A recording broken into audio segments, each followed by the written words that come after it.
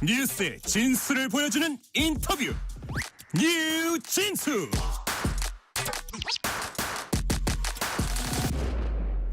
이재명 대통령이 오늘 취임 선서를 하고 공식 업무에 들어갔습니다. 이 대통령의 취임 일성은 모든 국민을 아우르고 섬기는 모두의 대통령이 되겠다는 것이었습니다. 윤석열 전 대통령 파면으로 인한 고리 선거인 만큼 새 정부는 인수위 없이 바로 출범했습니다. 오늘은 민주당 공동선대위원장 맡았던 전현희 민주당 최고위원과 새 정부 출범 관련 얘기를 주로 나눠보겠습니다. 자, 전현희 의원님, 어젯밤에 눈 좀 부치셨어요? 거의 잠을 못 이뤘습니다. 거의 뜬 눈으로 밤을 새셨군요. 네, 어제 이제 개표가 계속 진행됐잖아요. 예. 물론 이제 우리 후보가 대통령 유력 확정 뭐 이런 거는 거의 새벽 한 12시 전후로는 결정이 완전히 네. 났는데 사실 제가 이번에 서울 총괄선대위원장을 맡았습니다. 네네. 공동선대위원장이지만 서울을 이제 제가 책임을 졌는데요. 지난 대선 때 서울이 한 5% 가까이 졌습니다. 그래서 서울이 승리하는 게 이제 제 책임이었고, 서울 선거를 진두지휘하셨군요. 예, 그리고 이제 우리 선게 이제 제 책임이었고, 서울 선거를 진두지휘하셨군요. 예, 그리고 이제 우리 성동 지역이 네. 지난 대선에서 10%로 차이로 졌습니다. 네, 이번엔 어땠어요? 한강벨트 이제 핵심 지역이라 여기에서 승리하는 게 서울의 승리를 가늠하는 중요한 그런 이제 잣대가 되는데요. 네네. 어제 새벽 한 2시 정도까지 치고 있었어요. 아, 그래요? 그래서 너무 이게 좀 불안하고 좀 또 민망한 거예요. 그래서 그 투표 상황을 보느라 밤새 정말 꼴딱 밤을 새웠는데 역전했습니까? 다행히 2% 정도 차이로 이겼습니다. 예. 그래서 지난 대선에 비해서 비교하면 한 12% 정도 이제 오른 거고요. 서울에서는 보니까 이 득표율이 오른 거 1위입니다. 그렇군요. 그래서 좀 굉장히 다행이다. 예, 그렇게 생각합니다. 자, 우리 전현희 의원님 보니까 지금 목이 많이 쉬었어요. 예. 자, 소회 여쭤볼 거예요. 대통령 이재명 당선 확정되는 순간 어땠습니까? 정말 감동이었죠. 그리고 저도 모르게 눈물이 핑. 그동안 함께했던 이 정말 이제 끝났구나 이렇게 생각할 정도로 위기가 정말 많았습니다. 그런 순간들이 떠오르면서 저는 이제 대표랑 한 7, 8개월 정도 함께 한 셈인데요. 그분이 걸어왔던 그 인생의 역정이 정말로 한 사람이 겪기에는 정말 힘들고 어려운 그런 이제 역정을 겪어왔는데 그런 걸 견디고 이겨내면서 마침내 대한민국의 대통령으로 우뚝 선 것이 너무나 감동스럽고 또 굉장히 기대하는 마음 이런 것 때문에 이런저런 생각으로 가슴이 먹먹하고 눈물이 핑 돌았습니다. 네. 전현희 의원님은 오늘도 아주 바쁘셨을 것 같은데요. 오늘은 어떤 일정 소화하셨어요? 오늘 취임식보다 취임 선서식에 함께 했었고요. 그리고 또 해단식들이 좀 있어서 그런 거 이제 함께 했고, 그리고 언론 인터뷰, 방송 인터뷰 이런 게 이제 좀 오늘 바빴습니다. 그러니까요. 자, 이재명 대통령 득표율은 49.42%, 김문수 후보 41.15%. 자, 한 8.27%포인트 차이 났고. 자, 민심의 선택 어떻게 평가하세요? 사실 그보다 좀 더 차이가 날 거다 그렇게 기대를 했었습니다. 저희들이 여론조사나 여러 가지 지표상 상당히 한 10% 이상 차이가 난다고 예측은 했었는데 그래서 50% 넘지 않을까 이런 기대를 했었어요. 네. 근데 50%에 약간 못 미치는 그런 이제 득표를 했지만 그러나 역대 민주당 계열의 이 대통령 후보로서는 가장 큰 승리였고 또 이 국민들의 그 내란 심판이나 새로운 진짜 대한민국을 위한 그런 열망이 아주 강했던 그런 선거라는 것을 확인할 수 있었습니다. 네. 뭐 어떻게 보면 국민의힘은 영남하고 강원도 빼고는 이제 국민의힘 입장에선 다 졌는데, 근데 이렇게 지도를 보니까 빨간색과 파란색이 완전히 동서로 갈렸습니다. 네. 그래서 기존 정치 지형은 크게 바뀌지 않았다 이런 지적도 나오고요. 그래서 당내에서도 협치나 소통 강조하는 목소리가 나오고 있습니다. 이 부분은 어떻게 보세요? 매우 안타까운 현상이고요. 우리 앵커님께서도 지금 약간 남색과 붉은 계통을 입으셨는데, 그렇게 됐네요. 네, 사실은 예. 남색과 붉은색은 우리 태극기의 그 태극 문양에도 두 개가 함께 어우러져서 태극을 그렇죠. 상징하잖아요. 그래서 우리 대한민국의 이 통합을 상징하는 태극 문양 가운데 그 이제 원처럼 사실은 통합이 되었으면 좋겠다. 그 딱 나눠져 있는 이런 지도를 보면서 매우 가슴이 아팠습니다. 그런데 가장 중요한 역할을 했던 것이 또 다름 아닌 정치다 이런 생각이 들었고요. 네. 또 반성을 해야겠다 그런 생각도 많이 했습니다.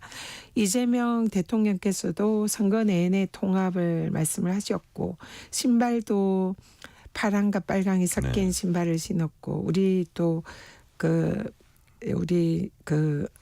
대선 이 로고도 이렇게 빨강과 파랑이 섞여 있는 오늘 그런- 넥타이도 그랬던 것 네, 같아요. 그래서 이재명 대통령께서 대한민국이 동서로 나눠진 이 빨강과 파랑, 진보와 보수로 나눠진 이 대한민국의 이념 이 상황을 네. 하나로 뭉쳐서 그런 뭐 보수, 진보, 동서, 뭐 가진 자, 덜 가진 자 이런 식으로 나누는 정치는 앞으로 지향하실 거다 이런 기대를 합니다. 네.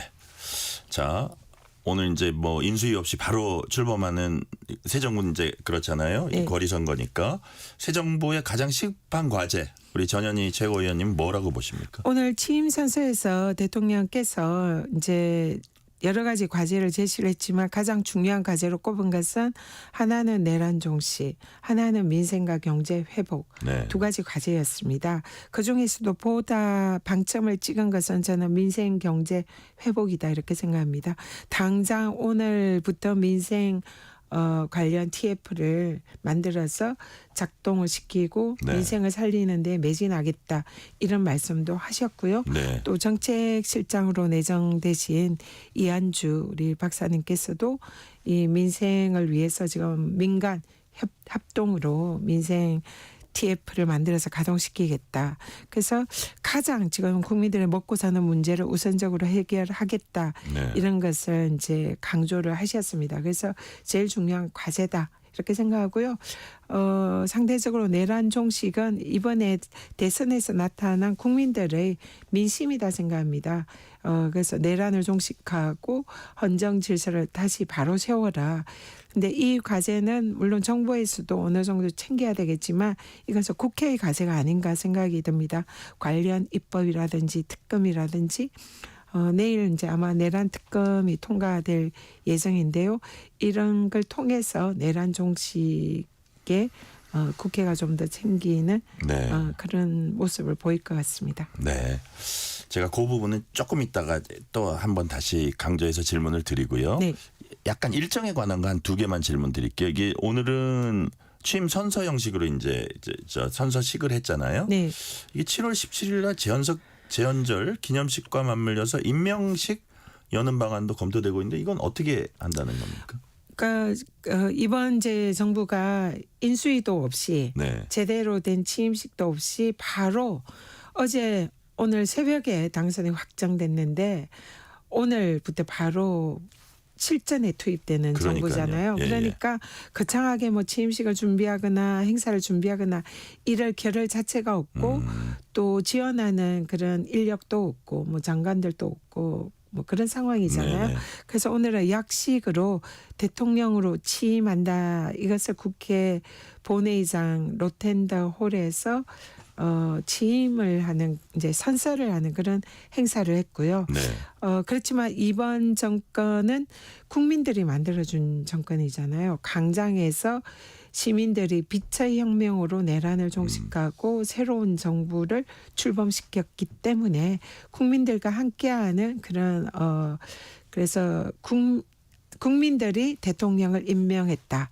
그래서 국민 주권의 대한민국이 다시 출범한다 이런 의미로 네. 그런 형식의 취임식을 7월 17일 제헌절에 네네. 가질 예정입니다. 그래서 그렇군요. 상대적으로 헌정 질서를 바로 세우는 그런 정부의 출범이다 이런 의미도 있는 것 같습니다.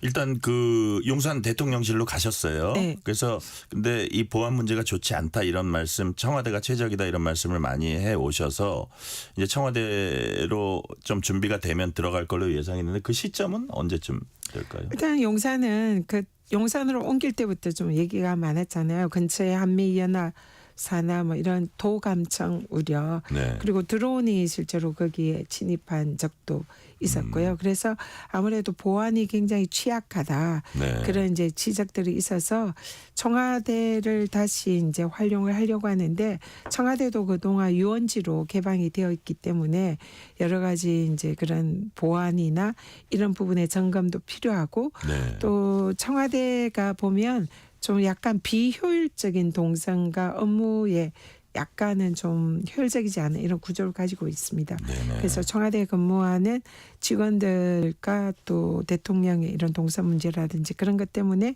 좀 리모델링이 필요하기 때문에 한 6개월 정도는 그런 새롭게 시설 정비를 하는 시간을 가진 이후에 용산에서 청와대로 그렇군요. 이전할 것 같습니다. 그러니까 연말이나 연초가 되겠네요. 그렇게 될 것 같습니다. 예. 네. 청와대 이전은 연말이나 연초가 될 것 같다.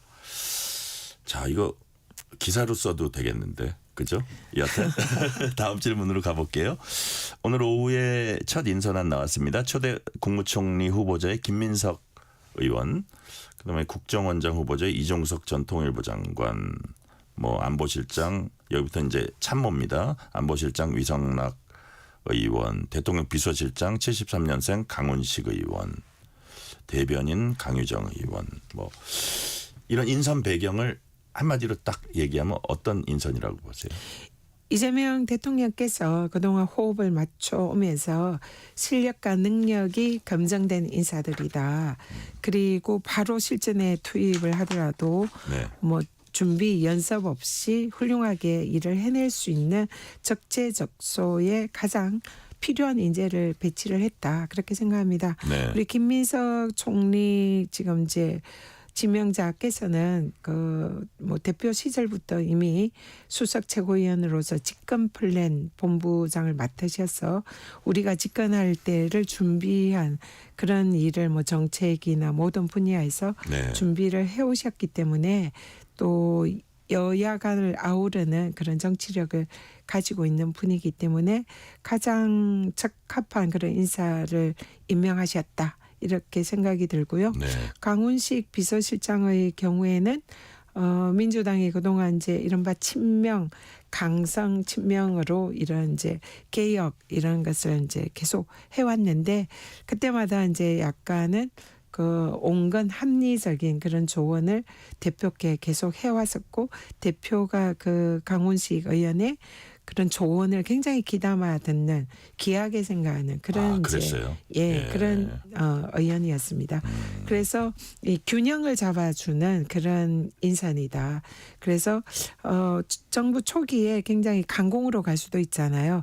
거기에 온건하고 합리적인 그런 또 상대방의 의견을 전달해 줄 수도 있는 그러면서도 개혁적인 이미지가 있는 그런 아주 좋은 인선이다 이렇게 생각합니다. 제가 문자 2개만 소개해 드릴게요. 4222님이 이재명 대통령 취임 정말 축하드려요. 그리고 늘 초심으로 어려운 나라를 경제 민심을 잘 챙겨주세요. 박봉남 님이 온 국민을 향하는 모두의 대통령이 되셨으면 좋겠습니다. 새로운 대한민국을 응원합니다. 모두의 뉴스레터 K 응원합니다. 감사합니다. 좋은 말씀 주셨고요. 자, 이 부분 이제 이재명 대통령도 그렇고 이제 의원님도 그렇고 통합이 중요하다. 그리고 이걸 반드시 통합을 해 나가야 된다. 요거 하나 있고 내란 극복이 중요하다 이제 하잖아요. 그래서 국민의힘 쪽에서는 뭐 이런 우려도 있는 것 같아요. 내란 극복이라는 게 자칫 선을 잘못 넘으면 이게 정치 보복이 될 수도 있다. 그래서 이게 내란 극복을 한다면서 통합에 저해가 되면 어떠냐 이런 우려도 상대 당에서 좀 나오거든요. 이런 부분 잘 조화를 할 수 있을까요? 네, 뭐 충분히 하실 거다 생각하고요. 통합의 경우에는 오늘 이제 국회에서 그 취임 선서를 마친 이후에 국회의장과 여야 대표가 같이 오찬을 했습니다. 이재명 대통령과.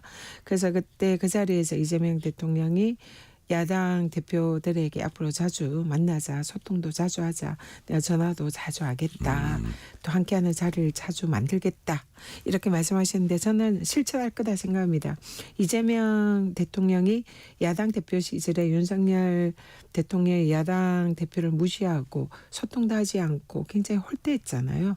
그 결과 이 사실 당정이나 이런 국회나 정부의 관계가 굉장히 멀어졌고 사실상 이 그 분열, 갈등 이게 사실 국정의 발목을 잡았잖아요. 네. 대통령 입장에서는 국회와 함께 가는 게 매우 중요합니다. 그래서 이재명 대통령은 이미 야당 대표 시절에 그것을 충분히 몸으로 체험을 했기 때문에 그런 우를 범하지 않을 거다. 그래서 야당과의 소통이 얼마나 중요한지를 잘 알고 있기 때문에 실천에 옮길 거다. 그래서 통합을 실천할 거다 이렇게 생각하고요. 네. 내란 극복과 이 통합은 이 사실은 다른 문법입니다. 내란 극복은 지금 사상 초유의 이 군사 쿠데타와 내란 범죄, 그게 동조한 그런 여러 가지 이제 내란 공범들에 대한 형사 처벌 책임 문제잖아요. 이것은 대한민국 민주주의, 법치주의를 바로 세우고 헌정 질서를 바로 세우는 문제입니다. 범죄에 대한 그게 책임이죠. 그리고 정치 보복과 이거 혼돈을 하는데 정치 네. 보복은 없는 죄를 만들었으라도 저 사람을 타겟으로 해가지고 표적 삼아서 거기에 공작에 가까운 이런 수사기관, 권력기관을 동원한 탄압이거든요.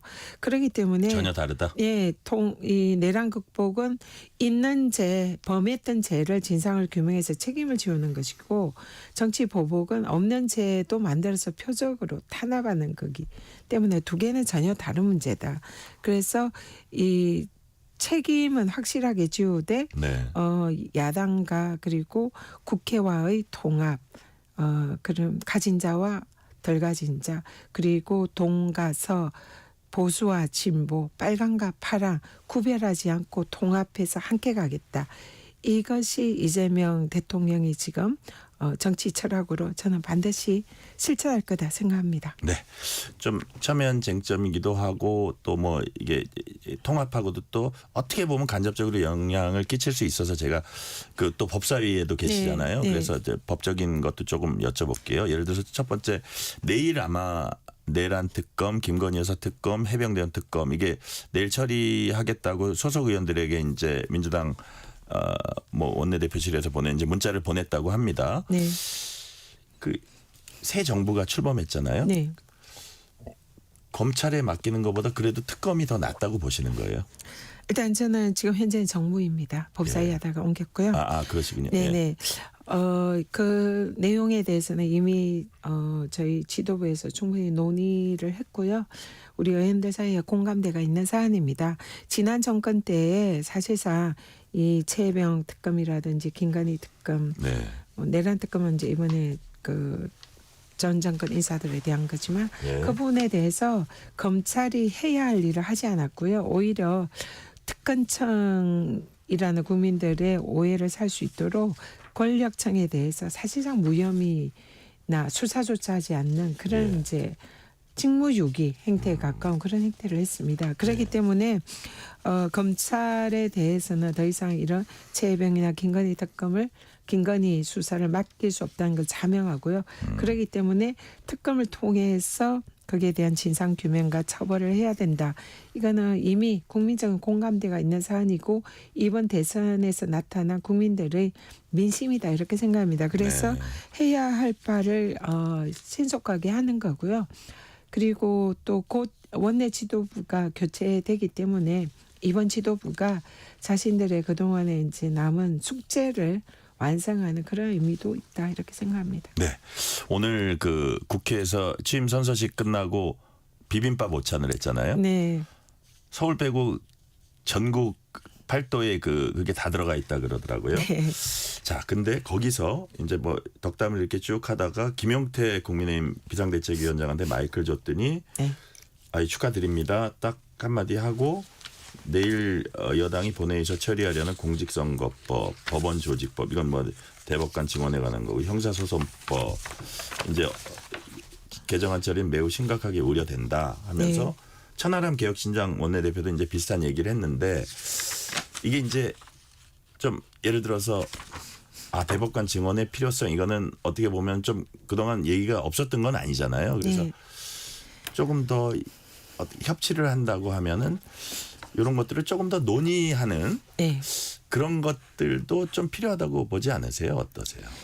네, 일단은 내일은 아까 통과를 바로 시키는 거는 이제 국민적 공감대가 있는 특검법들 네. 통과가 되고요. 그리고 지금 이제 조금 호흡을 가다듬으면서 형소법, 법원조직법, 이제 기타 개혁 법안은 조금 더 이제 그 공감대나 이런 여러 가지 협의를 통해서 통과를 이제 순차적으로 통과를 시킬 예정입니다. 근데 지금 형소법의 경우에는 이거는 사실은 입법 미비를 해소하는 그런 법이라고 보면 될 것 같습니다. 물론 이재명 대통령에 관련되어 있기도 하지만 네. 현직 대통령에게는 불소추 특권이 있잖아요. 그런데 이 소추의 의미에 기존에 진행되던 형사재판이 포함된다라는 것이 헌법학계의 압도적인 다수설입니다. 제가 직접 국회 도서관에 헌법교과서를 네. 뭐 수십 건을 다 찾아봤는데요.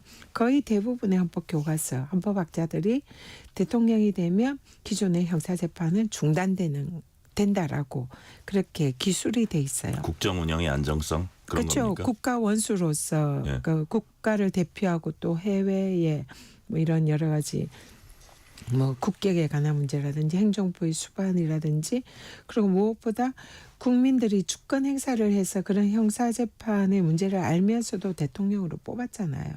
그러면은 대한민국 민주공화국이고 주권자인 국민이 가장 최고의 권력입니다. 네. 그런 국민이 그런 형사재판을 받고 있는 후보를 대통령으로 뽑은 것은 국민의 권력을 우선해야 되는 거죠. 그래서 네. 사법 권력이 이것을 이길 수는 없는 게 이건 헌법학계의 당연한 이론이고요. 근데 여기에 규정이 미비한 겁니다. 그러다 보니까 헌법학계의 압도적인 다수설임에도 불구하고 한 사법부의 판사가 아니야 나는 재판할 거야 이렇게 하면 이거를 사실 막을 방법이 없는 거죠. 그게 주권자인 국민의 뜻을 거스르는 것임에도 불구하고요. 그렇기 때문에 이것을 입법으로 죄송합니다. 아유, 예. 천천히 물 드시고요. 분명히 해둘 필요가 있기 때문에 그 법에 대해서 이번에 이제 개정안을 내는 것이고요. 네, 네. 지금 대법관 증언은 이거는 사실 오랫동안 논의되어 있던 사법개혁의 과제입니다. 이거는 뭐 민주당 입장에서 대법관을 정원한다고 해서 민주당이 유리하거나 불리하거나 이런 것도 아니고 국민의힘 입장에서도 마찬가지고 그렇지만은 국민의 입장에서는 지금 대법관이 숫자가 적다 보니까 이 대법원의 이 재판이 올라가면 시간이 아주 오래 걸리잖아요. 네. 신속한 재판을 받을 국민의 권리가 침해되고 있습니다. 그리고 대법관들도 일이 너무 많다. 네. 그렇게 늘 호소하고 있잖아요. 그렇기 때문에 여기에 대해서 적정한 수만큼 대법관을 증언시키는 것은 사법부에 대해서도 필요한 일이다. 그래서 이걸 가지고 뭐 불필요한 그런 논쟁의 대상으로 삼는 것은 적절하지 않다 이렇게 생각합니다. 네. 자, 국내적으로는 통합과 민생경제 회복, 그다음에 시급한 과제가 또 외교안보 통상 현안입니다. 트럼프 행정부가 주도하는 관세 전쟁, 한미 동맹 문제 있는데, 자 지금 트럼프 미 대통령과 통화를 아마 외교 파트에서 조율하고 있을 텐데, 네. 양국 간 첫 정상 통화 오늘이나 내일 사이에는 나올 걸로 보세요.